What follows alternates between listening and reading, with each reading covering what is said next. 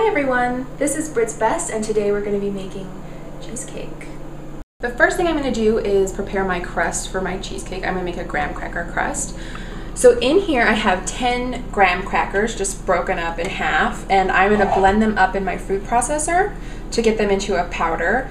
If you don't have a food processor, you can put them in a Ziploc bag and mash them with your rolling pin or anything heavy that you have, and that will work just fine.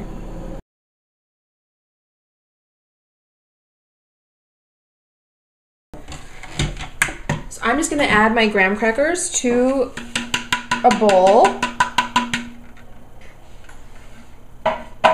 And to my graham crackers, I'm going to add 1 tablespoon of sugar.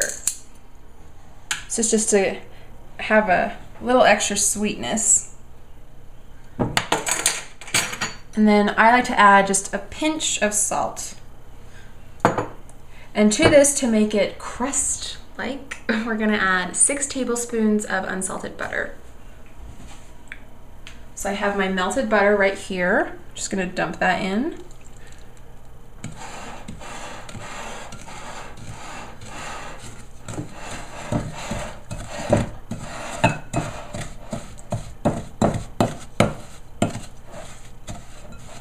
For your cheesecake pan, you need to use a springform pan. This is a 9-inch springform pan. So I'm just going to dump my crust into the bottom of my pan. I just use my hands and just flatten it out as best I can. It should be pretty thin. Okay, and then to make it perfect and smooth it down, I like to use a measuring cup and just push it into those corners. This is going to bake in a 350-degree oven for about 8 minutes just to toast it off and help the butter and the graham crackers come together. I'm going to make my filling now. What you start out with is 5 packages of 8-ounce cream cheese. That's 2.5 pounds. So I'm just going to add them to my mixer bowl. They're at room temperature. It's really important that all your ingredients for your cheesecake are at room temperature. Those are added. I'm just going to add my paddle attachment. If you don't have a stand mixer, you can use a hand mixer and mix these as well, and it will work. I'm going to let my 2.5 pounds of cream cheese meld in my stand mixer. Just going to get those going a little bit. And to it, I'm going to add 1.5 cups of sugar.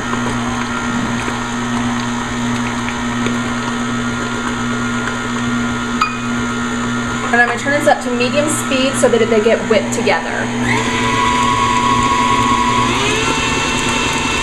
And we're going to let this go for about 5 minutes. It's really important to have a light and fluffy cheesecake that your sugar and your cream cheese meld together really well. Our crust is done baking. Just going to get it out. I'm just going to set it on the oven stovetop to cool. It needs to cool to room temperature before we can add our filling, which is what we're going to make next.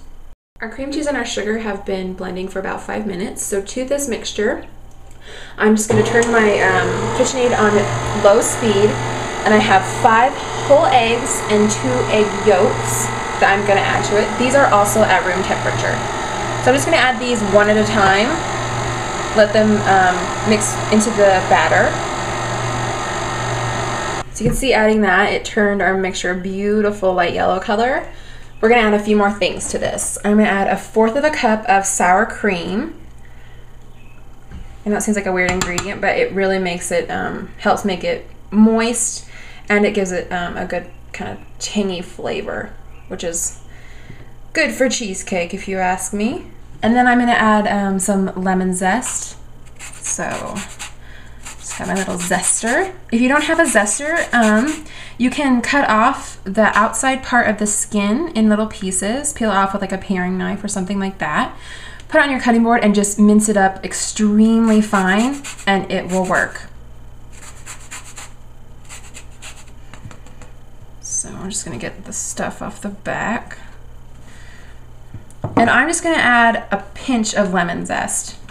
Don't want it too lemony. And then finally a tablespoon, or no, a teaspoon and a half of vanilla. So I'm just gonna eyeball it. Doesn't have to be exact. We're just gonna mix this up.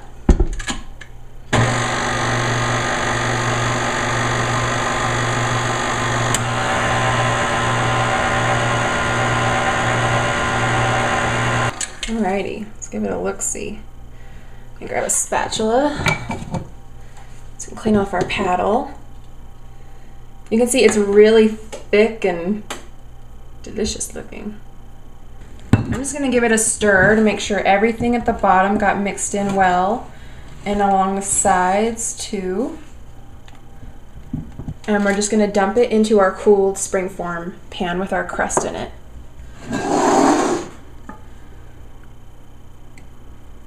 So it's gonna fill it up pretty much to the top. That's good, that means that's lots of cheesecake to eat. So I've increased my oven temperature from 350 to 450. It's gonna bake at 450 for 15 minutes. Then I'm gonna turn the temperature down to 250 and add a water bath so it helps my cheesecake not to crack. So I'm just gonna add this into our oven. Just on the middle shelf.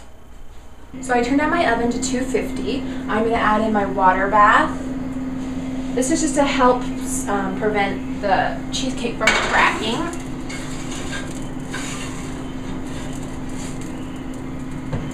It's gonna bake at 250 for an hour and 15 minutes and it should be done.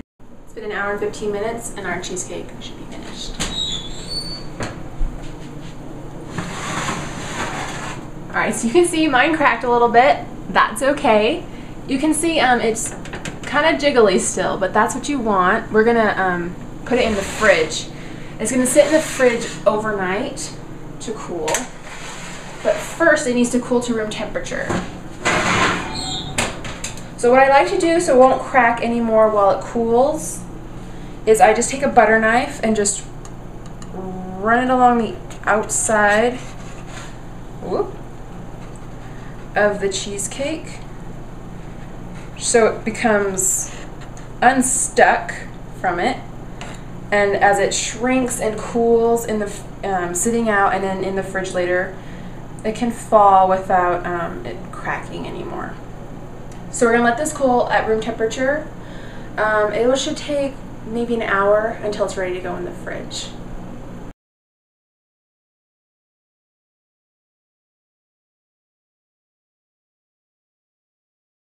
I'm gonna stick it in the fridge overnight, and then tomorrow we can decorate it and make it all pretty on top.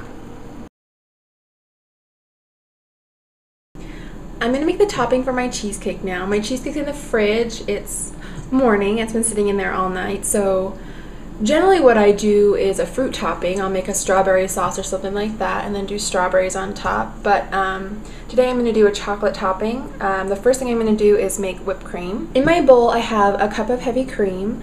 I'm just going to start whipping it, whip it on high till it's almost ready. Then you're going to add your sugar and your vanilla.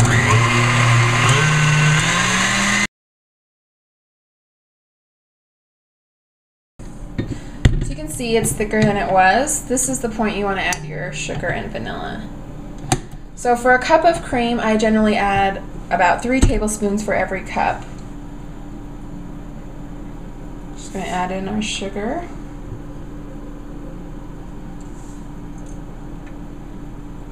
Turn it back on. I add the vanilla in while it's whipping, so back on high.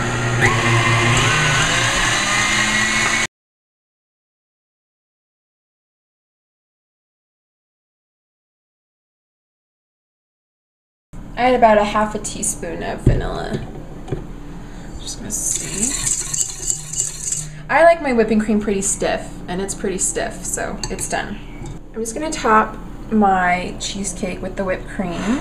Just spread it around the top, and then I'm gonna do the chocolate drizzle over the whipped cream.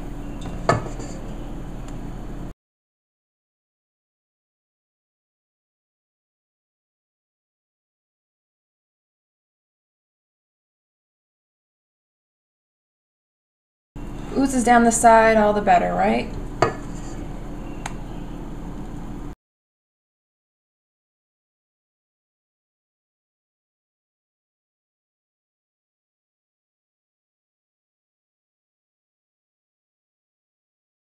Alright, so there's the whipped cream on it, and now I'm going to melt my chocolate to do the drizzle over the top of it. To melt my chocolate, I just make a double boiler. I just have a pan with some water, boiling water in the bottom of it, and then a glass heat-proof pan on the top. I'm going to use a mix of semi-sweet and 60%, which is dark.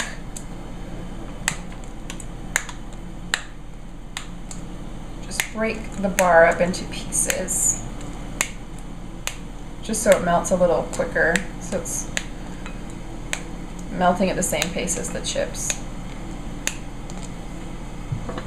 And then just stir them around. You want to make sure that your bowl isn't touching your water. That will make your chocolate burn.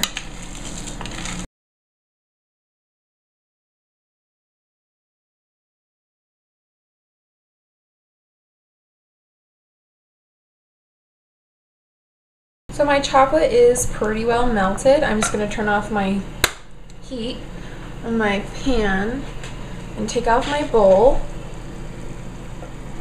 I'm going to get out my cheesecake. And then I'm just going to use a normal spoon to drizzle my chocolate over it for my cheesecake.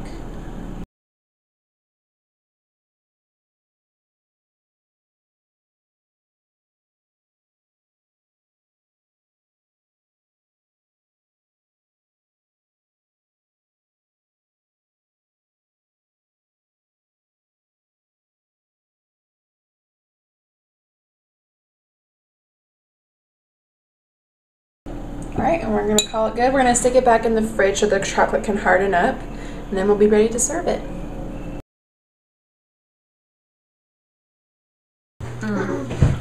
Creamy and good and delicious.